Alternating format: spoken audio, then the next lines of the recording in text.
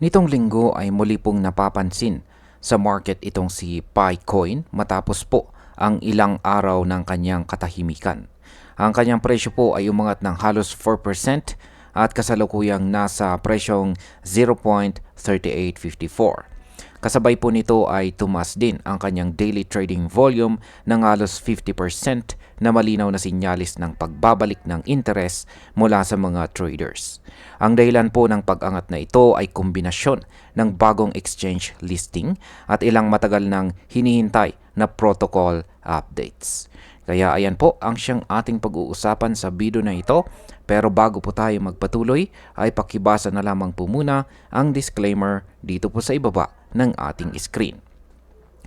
At ayan, simulan po natin sa kung ano po ba ang nagtulak sa biglaang pag-angat ni Pi Network. Yan, ito po kasing August 25, si Picoin ay nalista sa Swap Phone na isang bagong US regulated exchange. Dito inilaunch ang Pi USDS trading pair at nagkaroon pa ng maliit na airdrop kung saan 200 Pi ang ibinigay sa 10 mga users. Dahil mobile first ang exchange na ito, swak na swak ito sa base ng users ni Pi na karamihan ay gumagamit po ng mobile. Pero may halong pagdududa rin ang ibang traders dahil bago pa lamang ang record ng exchange na ito. Kaya sa market impact, ang exchange listing ay nagdala ng panibagong hype at saka liquidity. Natural itong nagresulta sa mabilis na pag-angat ng presyo, pero dahil maliit pa lang ang exchange, hindi po ito sapat para tuluyang maging long-term catalyst. Ngayon ay ano naman po ang bago sa protocol updates ni Picoin. Ayan, kasabay po ng listing ay in-announce po ng mga developer ang panibagong protocol updates. Nagsimula na ang ikalawang mainnet migration ngayong 2025. Nalayo pong ayusin ang mga bottleneck sa KYC at mag-roll out ng unti-unting token unlocks. Ang layunin ay maiwasan po ang biglaang pagbagsak ng presyo dahil po sa sabayang pagbebenta. Noong August 29, inilaunch po ang Protocol version 23. Kabilang dito ang Linux node support at decentralized KYC upgrades.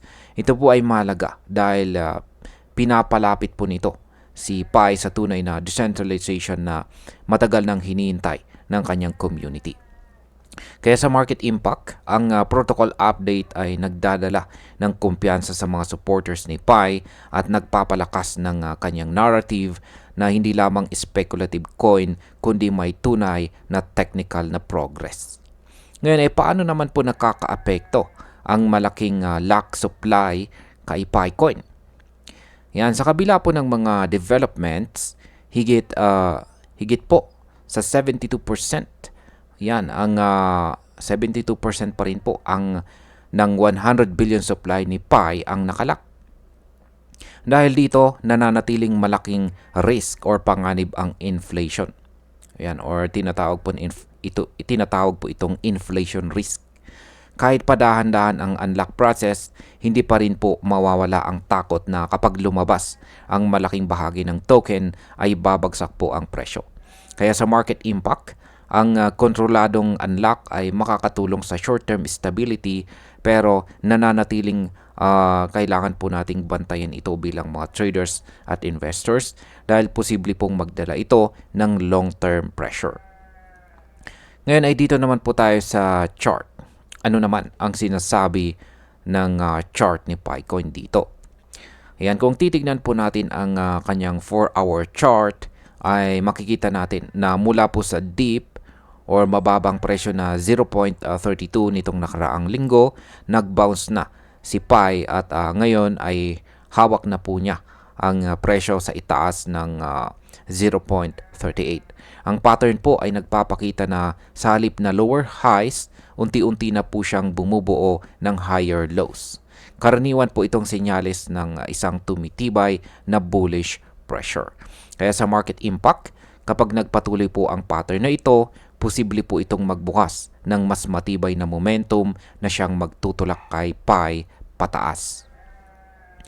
Ngayon ay ano naman po ang susunod na resistance level ni PiCoin. Ayan, ang pinaka-critical po na test ngayong linggo ay nasa presyong 0.40. Ilang beses na itong naging dahilan ng kanyang rejection nitong buwan ng August. Kapag nabasag po ang price level na ito, ang susunod na target price ay nasa pagitan po ng 0.42 hanggang 0.45. Kaya sa market impact, ang breakout po sa presyo na 0.40 ay magbubukas ng short-term bullish rally na maari pong magdala ng bagong volume at traders papunta kay PI. Pero kung muling mabigo, posible pong mag-consolidate siya at manatiling sideways ang kanyang galaw. Ngayon ay ano naman po ang magiging support level kung sakaling bumagsak si PI? Yan, ang pangunahing support level ay nasa presyong 0.35. Ito po ay napatunayan na nitong mga nakaraang araw bilang matibay na rebound point. Hanggat nananatili po ang kanyang presyo sa itaas nito, positibo pa rin po ang short-term structure ni PI. Ngunit kung mabasag po ito, posible siyang bumalik sa 0.32 lows na nakita po natin nitong nakaraang buwan. Kaya sa market impact, ang pananatili yan or pag-hold sa presyong 0.35 ay magbibigay po ng kumpiyansa sa mga bulls. Pero kapag bumigay or nabasag po ito, babalik po ang mga bears at posibleng makakita po tayo ng panic selling. Ngayon ay ano naman po ang sinasabi ng mga indicators? Ayan, malinaw po na sinusuportahan ng volume ang kasalukuyang rally dahil umakyat ito ng halos 50% sa loob lamang ng isang araw. Ang open interest ay steady po sa $28 million na sinyales na aktibo or active ang mga traders pero hindi po masyadong gumagamit ng leverage. Dagdag pa rito, ang whales ay tahimik na nagdadagdag ng kanilang positions at bumaba rin ang exchange reserves. Indikasyon po ng mas kaunting selling pressure. Pero hindi rin po nawawala ang mga bears. Ang net short positions ay nasa $60 million na ibig sabihin ay marami pa ring mga traders ang nakikitang babagsak itong si PI. Sa market impact, ang mixed signals na ito ay nagpapakita na may balance pa rin ang market. Pero dahil hawak po ng mga bulls ang momentum, sila ang may mas malaking tsansang kontrolin ang presyo sa mga paparating na araw. Ano naman po ang short-term outlook ni PiCoin ngayong linggong ito? Ayan, sa kasalukuyang presyo na nasa 0.3854, nakatutok po lahat ng mga mata sa 0.40 na resistance zone. Kasi kapag nabasag ito, malaki po ang posibilidad na sumipa agad ang presyo papunta sa 0.42 hanggang 0.45. Kung hindi naman magtagumpay ay babalik po sa spotlight ang 0.35 na support level. Kaya ang pagbagsak po dito ay maaaring magdala muli sa ng presyo sa 0.32. Sa ngayon ay cautiously bullish po ang tono ng market. Ang bagong listing, protocol upgrades at pagtaas po ng trading volume ay nagbabalik ng atensyon kay PI. Kaya bilang panghuli, para po sa akin, si PiCoin ay nagpapakita po ng magandang sinyales ngayong linggo. Ang mga upgrades at saka exchange listing ay malinaw na nagdadala ng panibagong energy. Pero hindi pa rin po nawawala ang panganib o risk lalo na sa malaking lack supply. Kaya sa technical side, malinaw po na ang 0.40 ang magiging susi kung magpapatuloy ang rally. Kung malampasan po niya ito, maaari po tayong makakita ng breakout na matagal nang hinihintay ng kanyang community. Pero kung mabigo, aasahan muna natin ang sideways o pagbabalik sa support. Ang pinakamalaga ay bantayan po natin ang kanyang galaw sa pagitan po ng 0.35 at saka 0.40.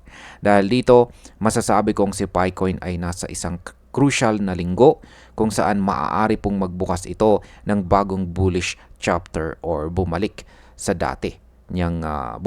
dati niyang consolidation. At ayan, hanggang dito na lamang po tayo sa video na ito mga ka-crypto. Marami pong salamat sa panonood. Ingat po tayo lagi at God bless po sa ating lahat.